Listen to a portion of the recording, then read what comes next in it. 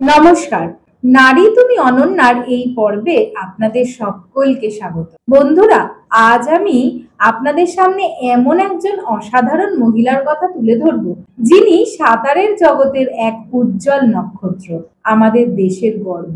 তিনি হলেন বুলা চৌধুরী।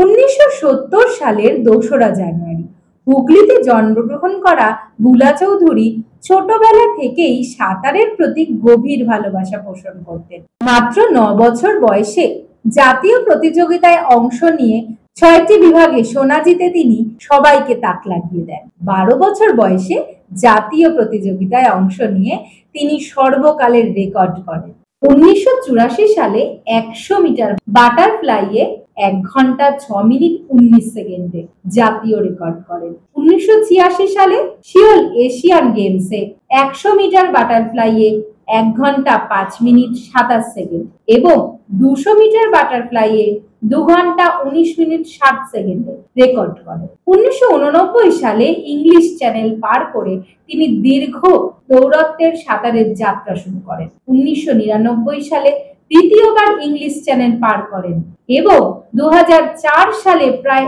14 ঘন্টা পক প্রণালীর অতিক্রম করে রেকর্ড করেন। 2005 সালে তিনি 5টি মহাদেশের সমুদ্র চ্যানেল অতিক্রমকারী প্রথম মহিলা হন।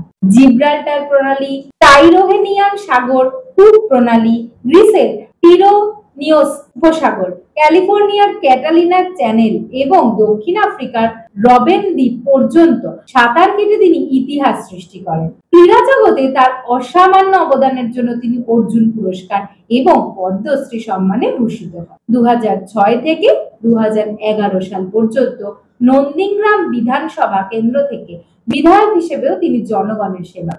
বুলা চৌধুরী আমাদের কাছে এক অনুপ্রেরণার উৎস। তিনি প্রমাণ করেছেন যে কঠোর পরিশ্রম, একাগ্রতা এবং নিষ্ঠা থাকলেই যে কোনো লক্ষ্য অর্জন করা সম্ভব।